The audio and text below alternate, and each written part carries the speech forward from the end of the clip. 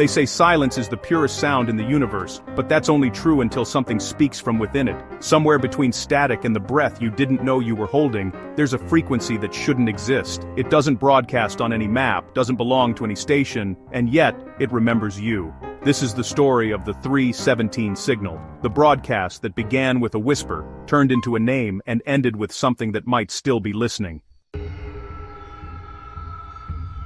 It began in a small town in the desert, where nights stretch long and the air carries the memory of old military tests and abandoned antennas.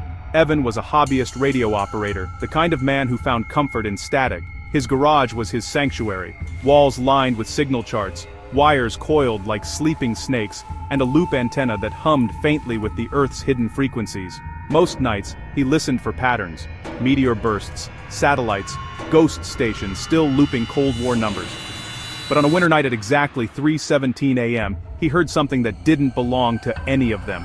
At first it was just a shape in the quiet, a thread of sound, too deliberate to be noise, too calm to be panic.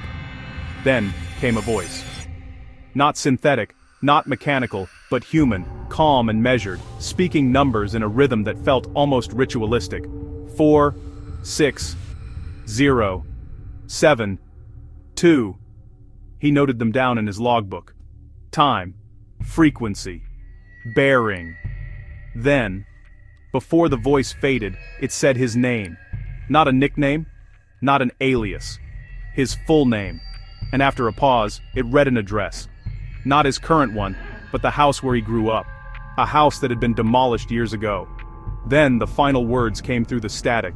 You should not have found us. The next night, curiosity won. He tuned in again, the same frequency, the same hour, and at 3:17 a.m. exactly, the voice returned. It read a new set of numbers, then said his name again. This time, it sounded closer, not through the speaker, closer, as if behind his own breath. He played back the recording at dawn. Nothing. Only silence, as if the tape had never been used. By the fifth night, he broke the rule that every radio operator knows: never transmit on a channel you don't understand. He keyed the mic and asked, "Who are you?" "You already know." He swallowed, keyed again. "Where are you?" "In the place that remembers." He started digging. He filed records requests, traced bearings, cross-referenced atmospheric anomalies. All the data led to one location, a stretch of desert once used by the government for experimental transmissions, a place locals called Station 47. A town that once stood nearby had been abandoned after a mysterious test in 1974. Locals said the dogs howled for 3 nights straight. At dawn, Evan drove out there. The sand swallowed the road, the wind carried the faint hum of metal decay. He found the fence half buried and stepped through. Inside stood an old facility. Dust, rust, silence. Except in the center of the main room sat a modern radio transceiver. Plugged in! Powerless! But the indicator light was glowing faintly, pulsing like a heartbeat. He touched the microphone. It was warm. Then the speaker hissed, and his name came out of it. But not as sound, as presence. It wasn't calling to him. It was through him. The notebook later found on his workbench reads, "I was answered from inside my mouth." When he stumbled out of the building, dawn was breaking. He drove home with the windows down, afraid that if he looked at his own reflection in the rearview mirror, it might blink before he did. The following days blurred. He went through motions, pouring coffee, labeling tapes, pretending to live inside daylight. But at night, 317 returned. Every time he recorded, the tapes came back blank. Every time he listened live, the voice sounded more familiar. By the third week, it began completing his sentences. He stopped sleeping altogether. Then, silence. 3 nights in a row. No broadcast, no voice, no numbers. On the 4th, a neighbor noticed his garage light still on past dawn. When police entered, everything was neat. No forced entry. His tools untouched. His chair pulled slightly back, as if he just stood up to greet someone. The logbook was open on the table. The last line read, "Transmission complete." After that, the transmissions changed. They didn't always start with numbers. Sometimes they began with breathing. sometimes laughter, sometimes the exact sound of the listener's house, the creak of their chair, the hum of their refrigerator. The frequency adapted, it learned. Some said it could map your location just by the way you breathed when you heard it, and those who kept listening reported strange phenomena. Clocks ticking in reverse for a minute, dogs whimpering at corners, a fish tank bubbling slower, matching the rhythm of the broadcast.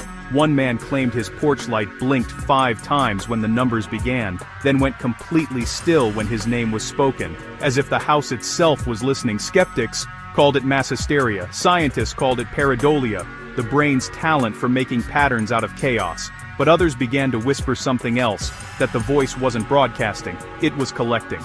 That every time someone heard their name, the signal remembered them, added them, and maybe, just maybe, that's what had happened to Evan.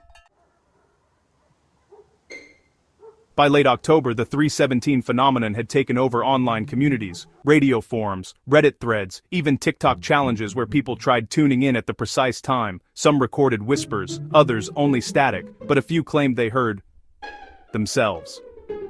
The clips always vanished within hours.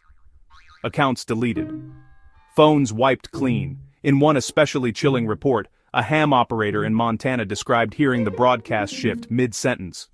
The voice said his name, paused, then said, "You are next to the door." He laughed, thinking it was a coincidence. Then, the doorbell rang. When he checked, no one was there, but his radio was still on. Weeks later, the FCC denied any knowledge of rogue transmissions.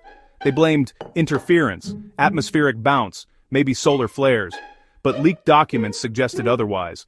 Internal memos referencing Subject 317 and post-contact phenomena.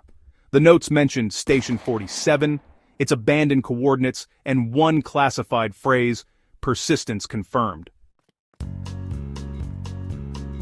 Somewhere between science and superstition, the 317 signal became a myth, a ghost frequency, a test of curiosity. But the strange part, it hasn't stopped. Just last month, a family in Kansas reported every clock in their home freezing at 317. No signal, no sound, just a moment of perfect suffocating quiet. And then, a soft voice from the baby monitor saying, "We remember you." What if the purpose of the signal isn't to be heard, but to see who listens? What if each time you lean closer, you become part of its message? Maybe that's why the logs end the way they do. No pleas, no escape. Just one final note that feels less like surrender and more like invitation. The signal remembers. So if you find yourself awake tonight, staring at the blinking clock on your nightstand as it ticks past 3:16, maybe don't turn on the radio, don't scroll, don't listen for the faint hum behind the silence, because if you do, if you hear those first numbers, your name might be next. And when it says it, don't answer. Just pray the static keeps pretending to be nothing. If this story sent chills down your spine, don't forget to like, subscribe, and follow. Because somewhere out there another frequency is waiting, and the next story might already have your name on it.